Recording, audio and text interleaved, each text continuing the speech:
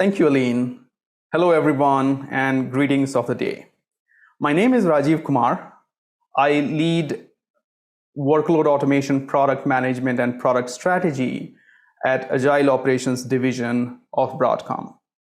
I hope you have been enjoying the Automation Virtual Summit. In this particular session, I plan to walk you through the trends that are informing our product strategy and product roadmap. I also plan to give you an outline of the broader roadmap themes that we are investing in. But before I jump into the details, I would like to point out that this presentation contains forward-looking statement and future plans that may be subject to change without any prior notice. So with that, IT automation, or workload automation as we call it, has existed for as long as IT itself has existed. The primary goal of software or computer systems in general has been to automate computing. And the IT automation systems create a layer on top to automate those underpinning elements of software, essentially saying that you are automating the automation itself. And that has existed throughout the history of IT since 1960s, when NASA deployed the first set of mainframe computers. They also deployed programmers who were processing complex calculations by running batch processes on mainframe computers. Through the 70s, as businesses were adopting more and more of mainframe computing, electronic data processing emerged, where central teams were focused on writing scripts or running jobs on the mainframe systems. But that was central for the entire business. Then came 80s, primarily bringing distributed computing.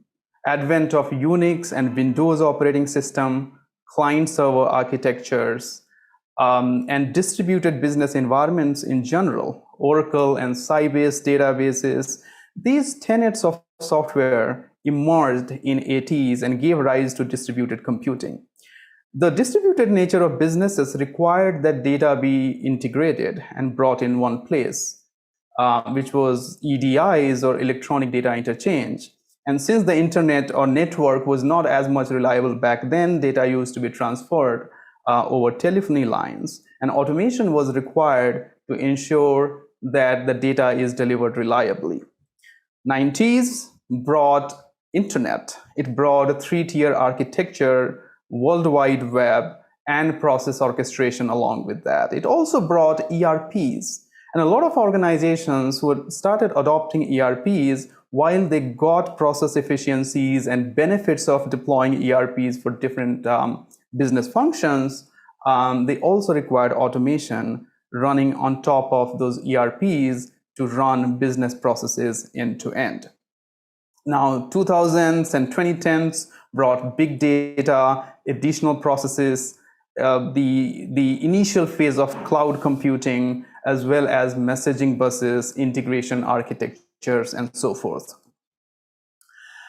The 2010s and the later half of 2010s especially was about cloud computing. And if we look at the current era, which is mostly about rapid cloud automation or cloud adoption, the data landscape is sort of exploding when enterprises have more and more data thanks to cloud computing, thanks to IoT, edge computing, and thanks to the APIs through which this data is being made available quickly to business services. Also, the orchestration technologies, migration from virtualization to containerization, etc., is making the technology landscape way more complex than they used to be in the past. And yet again, we are at a point when workload automation tools need to put these technologies together for smooth end-to-end business operations. One thing which is also changing throughout this period is the structure of organizations. Especially in the current era, we see that the role of COEs, or Center of Excellence teams, are changing rapidly.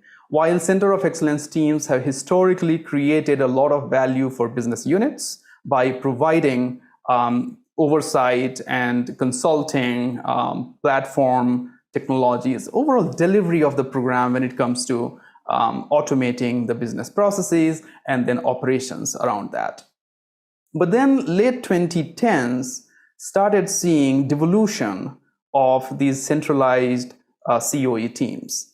And then we had decentralized teams where a lot of actions, a lot of work which was being done by the COE teams moved under the business units. The program delivery, planning, in some cases operations, also moved under the business units, while the COEs were reduced to providing technology platforms and data and the oversight. Now, many organizations also have different flavors of decentralized implementation, where they may have a single COE, which is providing just the platform and tooling, a bit of oversight. Federated approach might work, but not a lot of organizations are there at this point. Now add the complexities brought by cloud to the mix of organizational structure. The most cloud providers, if you look at their recommendation for how central IT teams should include the new organization, or how they should evolve the existing organization to accommodate cloud-related governance and management, there are new teams that are being formed. Center of excellence around cloud, new roles like cloud architects, cloud platform teams, and so forth are emerging. And this further complicates how the application teams are interacting with the center of excellence teams. If automation is not well interwoven in these new organizational tenets, it creates risks and complexity for the IT operations teams and the end-to-end business teams. So as we saw, that technology kept evolving, but no technology has completely replaced its predecessor in the business environments. Business environments have mainframe, they have distributed computing, they still have much of what they call legacy, ERP systems that are still being migrated to different operating models. And then cloud services or the cloud technologies are being added to the mix. Application teams are adopting lift and shift methods to take the existing applications underlying infrastructure and move it over to cloud, but they are also deploying approaches like controlled refactoring or complete rewriting of an application to move them to the cloud.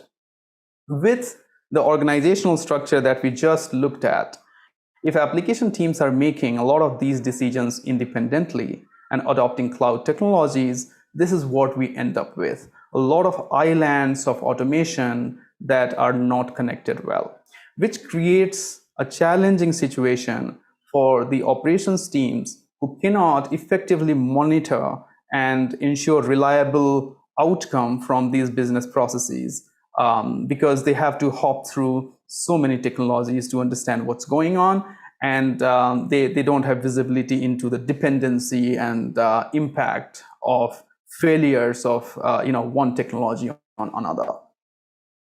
So essentially, a central mechanism is very much required, where the IT ops teams can gain end-to-end visibility, can proactively preempt failures, and can ensure successful outcomes from those business processes.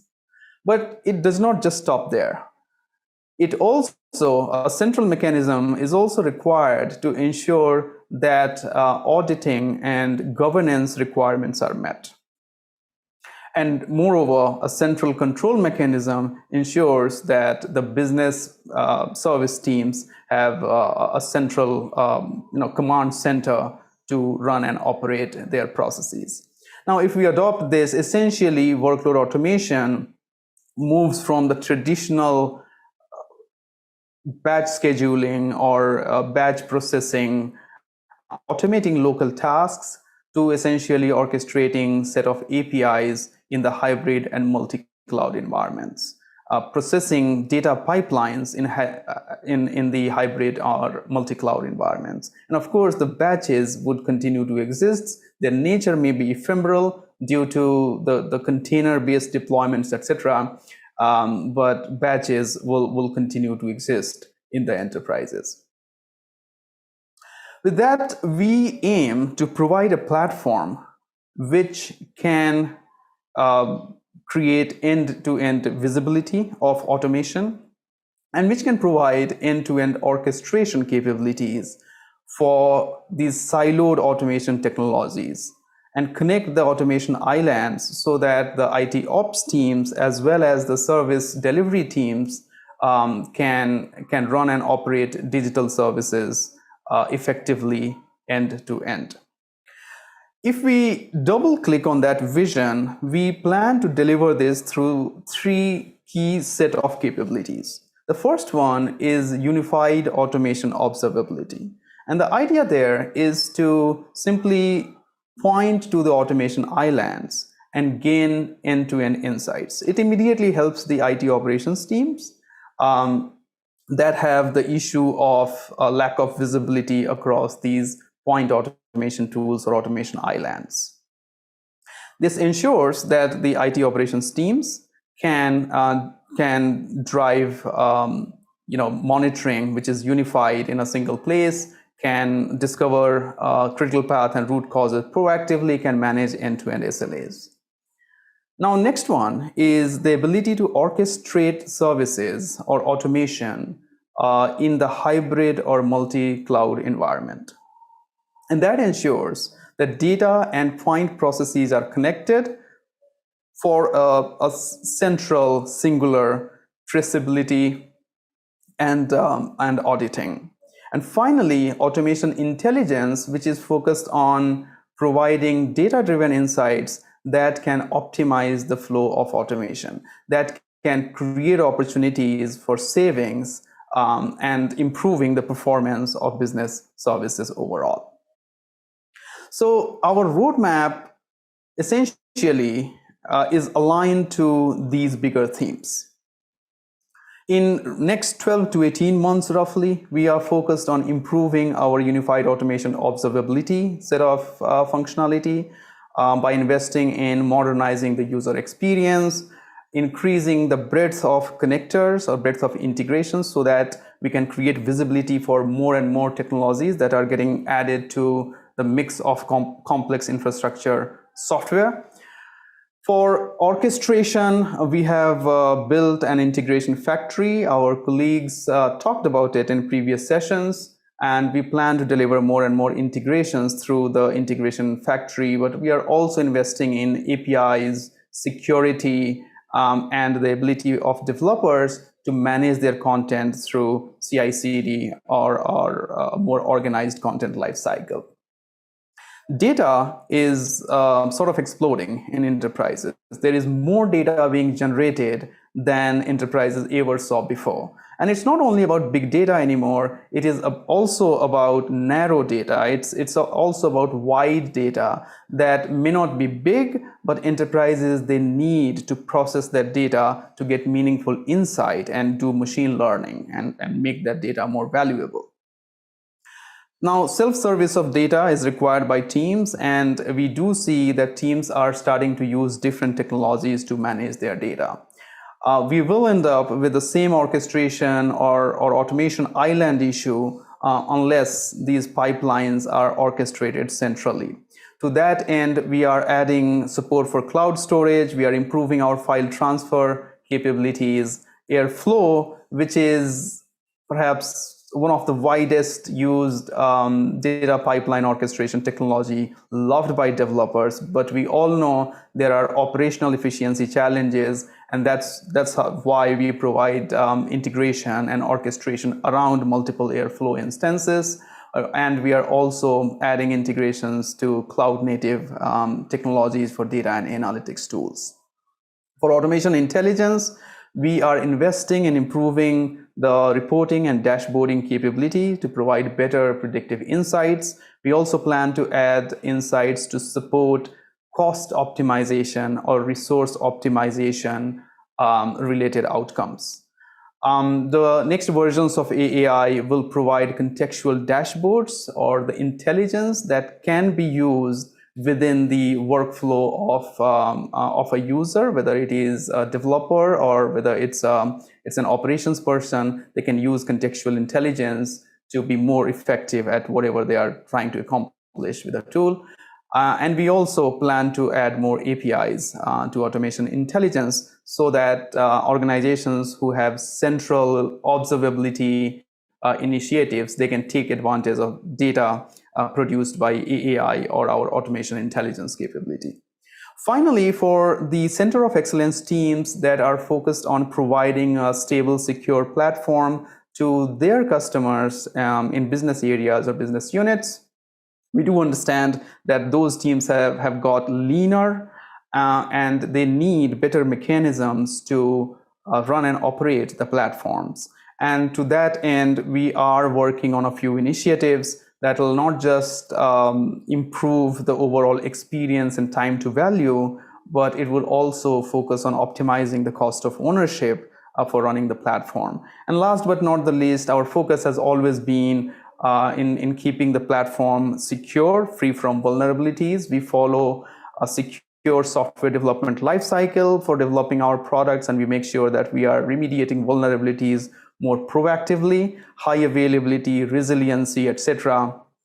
are on our radar, and we are continually investing in those areas to make sure you continue running the platform in a robust and secure manner. So user experience modernization is one of the areas where we have started investing since last year, and quite significantly. The first set of investments are going towards helping the operations users who are typically focused on monitoring or observability related user experiences. AAI, which is automation, analytics, and intelligence set of capabilities that provide deeper visibility in a cross-vendor, cross-technology landscape of automation. That's where we are improving the user experience first. We have built a brand new user interface which will replace the old UI or old UIs as we had many of them in the past. AAI 6.5, which is going to be available, provides a lot of capabilities that directly address the requirements of the ops persona or the operators. And the subsequent release of AAI will provide everything that ops users and the SLA managers would need. And subsequently, we plan to invest further in improving the tool administrators' experience. On Autosys side, where the monitoring related capabilities provide deeper control on individual tasks, we're also looking to improve the user experience there to minimize the number of clicks that is required to get to the relevant or information that an ops person is looking for. And we plan to gradually release these improvements in Autosys. On Atomic side, again, for the ops persona, we have been making investments in improving the UI primarily from an accessibility compliance perspective so that differently abled users can work with the product, work with the UI more easily, more naturally. And these initiatives will eventually lead us to sort of creating uniform user experiences through our combined UI investments across our products. And it will not just be limited to the ops persona. Gradually, we will expand it to the developer persona, the administrator persona, and so forth. For the unified automation observability, primarily our AAI set of capabilities, they provide deeper visibility across mainframe, distributed, and cloud automation tools. Now, traditionally, we were accomplishing it across mainframe and distributed automation products. Many automation platforms in the market today, they provide integration with other automation tools, essentially accomplishing manager of managers type of use cases. But the problem with those integrations is that they do not provide deeper visibility. The visibility is limited to shallow execution of the first level or the highest level tasks. For example, if you are orchestrating Airflow with other automation tools, you probably get visibility into whether the Airflow DAG was executed or not executed, or what was the status. But you do not get deeper visibility into how are the tasks underneath the DAG are doing, and what's going to be the overall impact of a failure of one of those tasks. And that is where AAI is unique, because it collects data at a deeper level, at the task level, from all these tools to provide that unified view of automation at the runtime. And not just that, it goes beyond in providing the critical path analysis, root cause analysis, SLA management, and of course, all this data can be used for optimization. We are expanding the connectors for AAI now to cover Airflow type of technologies. And beyond that, we are also looking to expand it to tools in the cloud native automation category, including AWS Batch, Azure Scheduler, etc. For the orchestration use cases, for the developer persona, we are focused on building targeted integrations with the cloud technologies. And while developers can use our REST APIs to orchestrate third-party technologies, cloud technologies, the intent behind investing in specific cloud integrations is to make sure that developers do not really have to waste their time on parsing the APIs, on understanding the signatures and parameters and status codes and things like that. We are building these integrations and providing out-of-the-box templates so that developers can use these integrations to quickly orchestrate these technologies in a low-code environment using the graphical interface, drag and drop, etc. So far, we have been investing in the area of data and analytics services, cloud storage. We have been supporting the ERPs like SAP, Oracle Fusion. Some of them are built, some of them are coming very soon. And then technologies like Airflow or IBM Cloud, Kafka, container orchestration technologies, they are available, and some of them will be available in the near future. Our integration factory team is dedicated for these types of integrations. That's a very significant investment that we are committing to. And we do expect the speed of integrations to be much faster in future. Now, how do you really take advantage of these integrations?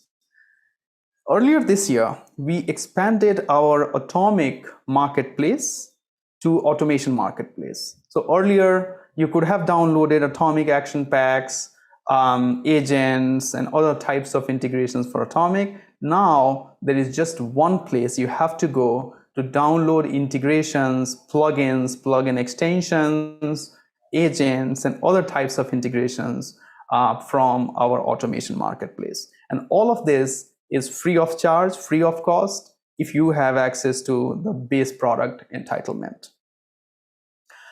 This is available as of today. So if you haven't tried it already, go ahead and Google Broadcom Automation Marketplace to reach Automation Marketplace and try some integrations. Currently, the marketplace hosts about 120 plus integrations that are developed and supported by Broadcom, out of which roughly 50 integrations are dedicated to cloud or cloud native technologies. But the marketplace also provides a number of integrations that are supported by the community. And if you wish to contribute, you can contribute and learn from other users through community supported integrations. And going beyond the integrations that are tailored for specific technologies and use cases, we also know that developers like APIs. And they like APIs both for inbound operations as well as outbound operations, meaning developers who are trying to use the automation platform by not going to the user interface, but by using the APIs to run a process or to check the status of the process, or to tweak something remotely using the APIs.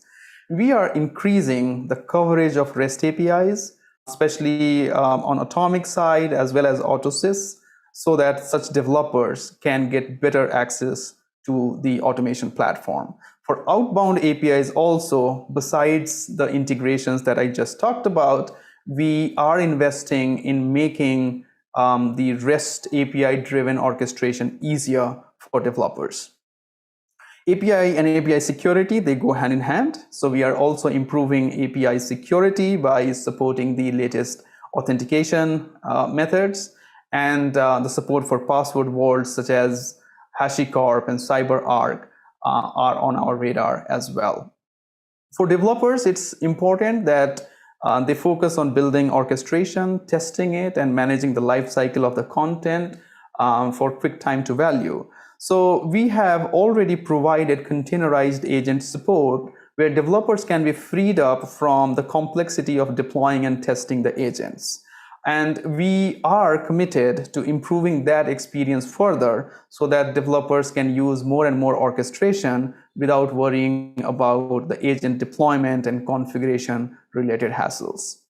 Last but not the least, we are also going to look into the CI/CD support for the content which is built using our orchestration platforms on the Atomic side as well as Autosys side, so that developers can manage the life cycle of the content using the standard DevOps practices in their organization. Now coming to the COEs, or the platform and tools teams that run the platform, that provide Atomic, Autosys, or our other automation products to their customers in the business areas. And we recognize that this team needs help from the standpoint of easier management of the platform, from the standpoint of reducing the overall cost of ownership for running the platforms. And to that end, we are adding support for PostgreSQL database to Atomic and Autosys, and in future we plan to expand that to AAI as well, so that if you are migrating to the cloud and you prefer not to use the traditional databases, you want to go to a database like Postgres, which will reduce your cost of ownership, that will be the path forward. Similarly, Kubernetes-based orchestration for easier deployment and scalability of the platform is super important, and we do support that with Atomic today, but we plan to expand that to Autosys and AAI in future.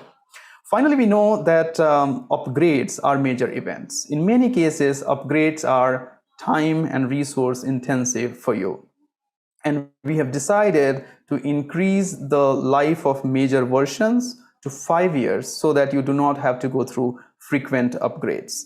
But we are also striking a balance with value delivery, where we plan to deliver frequent value through integrations which are going to be release agnostic, meaning as long as you are on a supported release, you use our integrations that are available through the marketplace.